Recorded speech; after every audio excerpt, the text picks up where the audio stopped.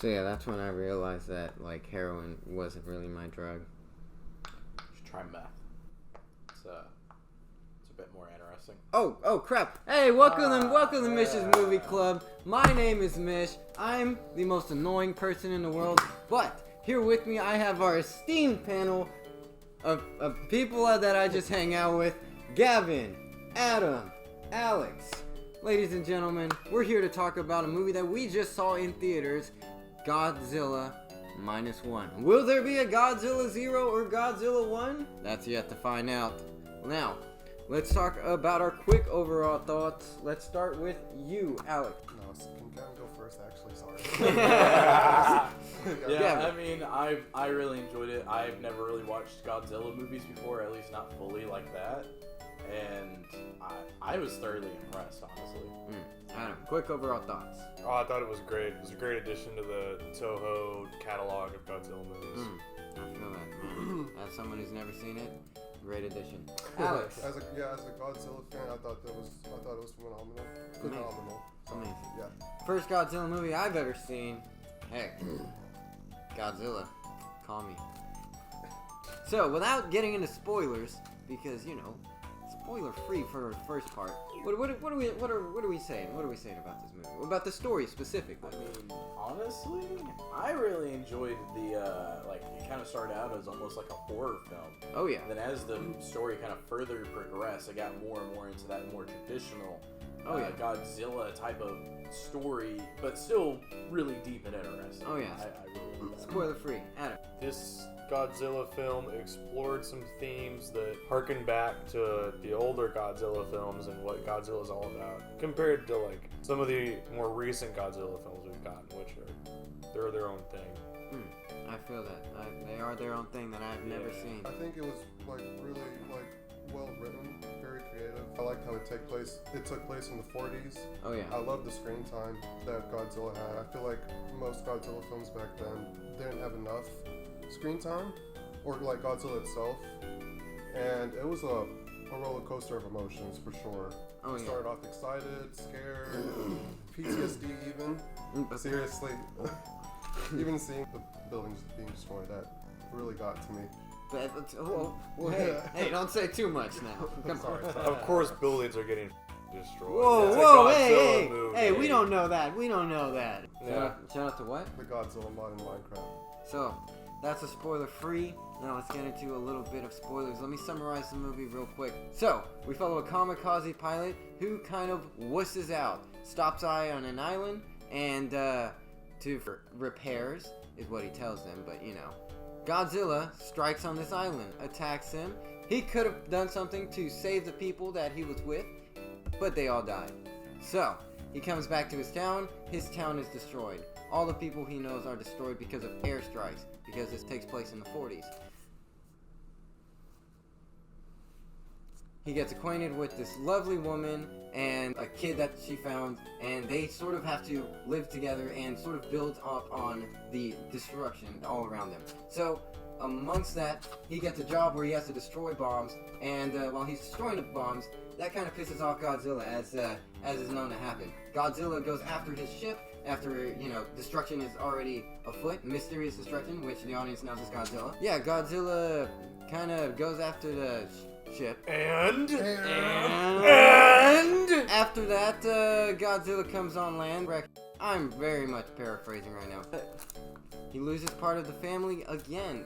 All this trauma builds up on him, and they have to kill Godzilla once and for all. Let's talk about that story.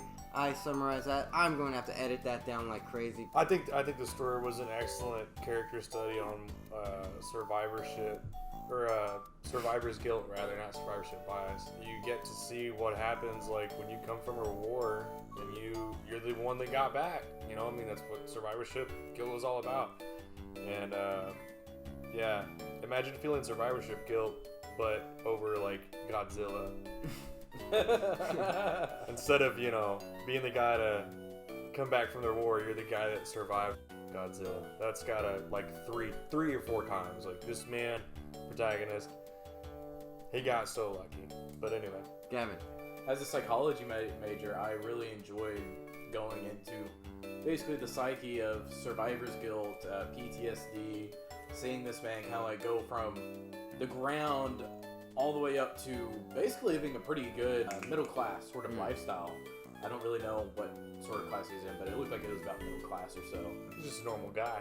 Yeah, just normal guy. And then the moment where he's like, man, maybe I can finally accept like someone else's love and have a family, and you know, maybe after all this time, those people that died because I couldn't shoot Godzilla, like maybe I can start having a regular life. And then as soon as that happens, basically Godzilla shows up and kills his love interest that he wasn't sure that he could be in love with at the time.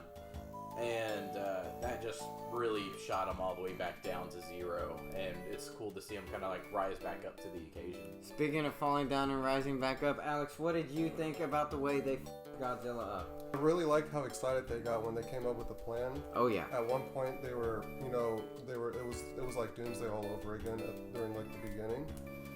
Once they set up a plan, everyone was excited, happy, looking forward to another war. Pretty much. Pretty much, and the plan like went well. Little did they know, he can regenerate even though his head is blown off. Yeah. So there's that. Yeah. So speaking of his head getting blown up, let's talk about the CGI and the visual effects. I thought there were some scenes in there where the camera is like completely still and there's a lot of movement going on when they're in the water. That makes it more nauseous. That's one thing I noticed. What's some stuff y'all guys noticed about the CGI and the visuals? They did a really good job with the Godzilla in this movie. They strike a perfect balance between something that is CGI and something that looks like a dude in a suit. It had the right amount of stiffness, the movements were right, and another thing were some of the camera shots were really good in the context of their where they're being shot from. You know, you get a lot of big overhead shots to give you a big perspective of everything, but it's also really nice to have those shots to the ground like a normal person to see the immensity of the beast that is Godzilla. One thing that caught my attention was the regeneration from really close up. I honestly really gasped right there. It looks Caught so out. cool. So cool. I mean, honestly, I really enjoyed just the overall look of it. It looked really great, especially the times where there'd be like an explosion and you just kind of, it makes you question, did they kill Godzilla? Obviously they didn't, and then he just kind of emerges from the smoke. I really enjoyed that. And another thing I want to talk about is the sound effects of whenever he set off his laser beam. It like Japan. Yeah, those were good. Yeah, Japan for a while just didn't really care for sound design, but then as time went on, especially in anime, they started giving a lot more crap about sound design. And so when you see the nuke go off, you just go, damn. Oh yeah. That happened. What are your thoughts on the audio? On the audio, it was really loud when we went to the movie. At least the movie theater. Yeah, the movie theater was itself was extremely loud. excruciatingly loud. Yeah. It took a little bit to get used to it. It was beautiful. Hearing that man every roar, sound effect was beautiful. Yes. Great, Yes. great, fantastic audio, fantastic visuals, and we're wrapping up. We're a little bit over time, so let's talk about, would y'all recommend this movie? I personally think if you like Godzilla, if you don't like Godzilla, if you don't like Japanese movies, who cares? Watch this movie. This movie is hype. You won't regret it. Alex, do you recommend this movie? Yes or no? I do recommend this. Talk about it. Talk about it. One thing I want to mention that me and Adam were talking about is, I thought it was cool was Japan's like known for keeping secrets on things like that, on things like Godzilla. Yeah, it was heavily implied in the movie that because of Japan's ability to keep secrets, that no one else knows about Godzilla. Not the Soviets, not the U.S. And that's an interesting thing to come into play with. It was very suggested that there will be sequels. I'm excited to see this movie. Yeah, and then when we all saw the cliffhanger, it makes me like want to ask like will the U.S. or the Soviets like yeah, what do they think about this? So once again, I ask, would you recommend this movie to? Yes, I would recommend this, Yes, absolutely. yes. I just wanted to point that out because I thought that was cool. Yeah. Thoughts on recommendations? How do you feel? Yeah, go Pitch see it. you fucking goobers. Nah, too much trauma. With 0 out of 10. 0 out of 10. All Too right. much trauma. Nah, I'm kidding. And It's great. I 100% recommend it. It's Oh, a yeah. great movie. Okay, go watch this movie. And with that, who's got the heroin needle? I mean, hold on. I think I put it right The over Boy here. and the Heroine. That's a new movie that's coming out. No! No! No! Alright, there we go.